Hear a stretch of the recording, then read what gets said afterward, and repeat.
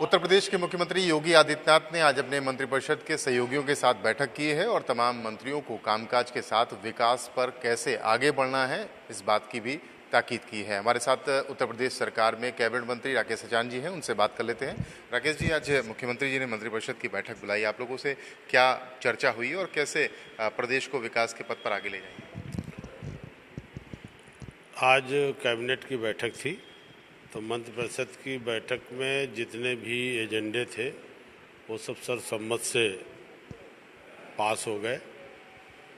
और 800 मेगावाट का एक विद्युत का केंद्र जो स्थापित होने जा रहा है पहली बार, वो भी बड़ा ही अभी ब्रीफिंग की होगी हमारे माननीय मंत्री जी ने। तो सारे महत्वपूर्ण एजेंडे थे, सब पास हो गए और मुख्य चीज़ पर जो ध्यान केंद्रित हुआ है वन महोत्सव की जो 22 तारीख निश्चित हुई है, 22 जुलाई, उसमें सभी मंत्रियों को अपने अपने विभागों का भी लक्ष्य दिया गया है और सभी जनपदवार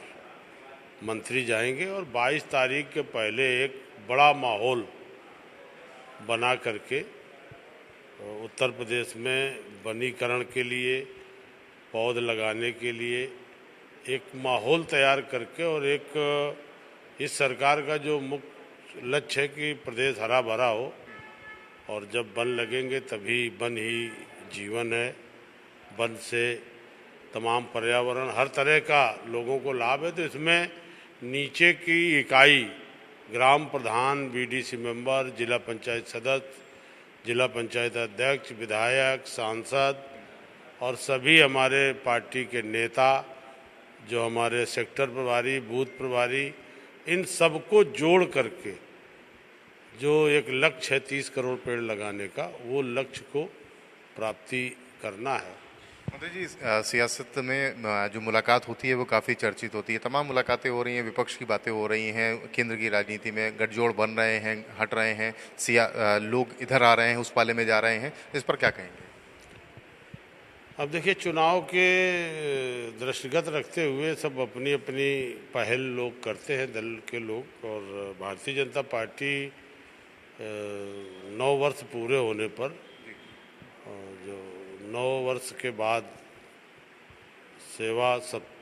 जो 1 महीने सेवा का एजेंडा था पार्टी का, उस एजेंडे के तहत बूथ स्तर तक 9 साल बेमिसाल माननीय मोदी जी के, माननीय योगी जी के 6 साल उत्तर प्रदेश के नेतृत्व में जो देश आगे बढ़ा, प्रदेश आगे बढ़ा और जो भी कल्याणकारी योजनाएं बना करके लोगों को जोड़ने का काम हुआ, जन जन तक लोगों को लाभ पहुंचाने का काम हुआ है, उससे लोग प्रभावित भी हैं और लोग उसी के नतीजे से 14 से लेकर के 22 तक जो 4 चुनाव हुए, चारों चुनाव में भारतीय जनता पार्टी को जबरदस्त सफलता मिली है। और आज माननीय इस बार की अगर जो बात की जाए, 2024 में ये चर्चा भी चल रही है कि कई मंत्री हो सकते हैं जो सांसदी का इस बार टिकट पाएं और वो चुनावी क्षेत्र में जाएं। आप लोग क्या सोचते हैं और खासकर अगर आपकी बात की जाए तो अगर पार्टी ऐसा विचार करती तो आपकी क्या राय रहेगी? देखिए, हम लोग पार्टी के कार्यकर्ता हैं। पार्टी ने उत्तर प्रदेश में मंत्री परिषद में मंत्री बना करके जो दायित्व दिया है हम उसका काम कर रहे हैं और पार्टी नेतृत्व जहाँ पर उपयोग समझेंगे, जहाँ पर उपयोगिता समझेंगे, जहाँ भेजेंगे वहाँ जाएंगे, क्योंकि हम पार्टी के साधारण से कार्यकर्ता हैं। तो ये पार्टी को तय करना है, पार्टी क्या निर्णय लेती है, क्या डिसीजन लेती है, ये पार्टी के हाईकमान और आला कमान के नेताओं का है। साल 2024 के लिए तमाम सियासी गठबंधनों के बीच जो इधर उधर की मुलाकातें हो रही हैं, कितने आशान्वित हैं कि 80 में 80 का सीट का जो नारा आपकी पार्टी ने दिया है वो आप लोग पालेंगे? और दिख भी रहा है आपके सामने। देखिए, जो इनकी 2 सीटें उपचुनाव हुआ, रामपुर, आजमगढ़ आपके सामने है, जो गढ़ माना जाता था, एक आजम खां की सीट थी, एक अखिलेश जी की सीट थी। उपचुनाव में वो दोनों सीटें भारतीय जनता पार्टी ने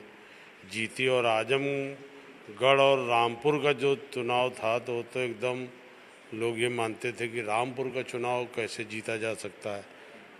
और जहाँ का समीकरण ही ऐसा नहीं था कि भारतीय जनता पार्टी कभी जीते। लेकिन वहाँ के भी मैं तो वहाँ प्रभारी के तौर पर खन्ना जी के साथ हमने वहाँ काम किया, लगातार हम लोग वहाँ रहे, तो देखा कि जिस तरह से लोगों ने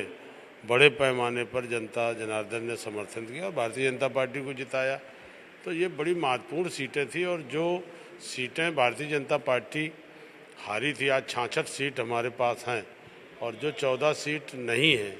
उन पर भी पूरा बूथ स्तर तक बड़ी कार्य योजना बना करके पार्टी ने काम किया है, लोगों को लगा करके, और लोगों को जोड़ने का काम हुआ है। इसलिए 80 में 80 सीटें माननीय मोदी जी के नेतृत्व में भारतीय जनता पार्टी जीतने जा रही है। आज कहीं कोई विकल्प सामने नहीं है। फिलहाल उत्तर प्रदेश तो पूरी मजबूती के साथ योगी जी के नेतृत्व में और डबल इंजन की जो सरकार है उनकी जो कार्य योजनाएँ हैं, जो नीतियाँ हैं, उनसे लोग प्रभावित भी हैं, खुश भी हैं। और मोदी जी के नेतृत्व में जिस तरह से देश का मान दुनिया में बढ़ा है, जिस तरह से सम्मान दुनिया में भारतवर्ष का हुआ है, तो ये सब लोग जानते हैं। और आज के उसमें अगर कहा जाए तो मोदी जी के ही हाथों में भारत देश का भविष्य सुरक्षित है और देश आज आगे जा रहा है। इसलिए निरंतर देश की जनता आने वाले चुनाव में 100% समर्थन भी करेगी और 80 की 80 सीटें जीत करके भारतीय जनता पार्टी की सरकार पुनः मोदी जी के नेतृत्व में बनेगी। उत्तर प्रदेश सरकार के कैबिनेट मंत्री राकेश सचान कह रहे हैं कि विपक्ष के रूप में कोई विकल्प नहीं है और भारतीय जनता पार्टी 80 में 80 सीटें आने वाले चुनाव में जरूर जीतने जा रही है। कैमरामैन पंकज निगम के साथ भारत समाचार, लखनऊ।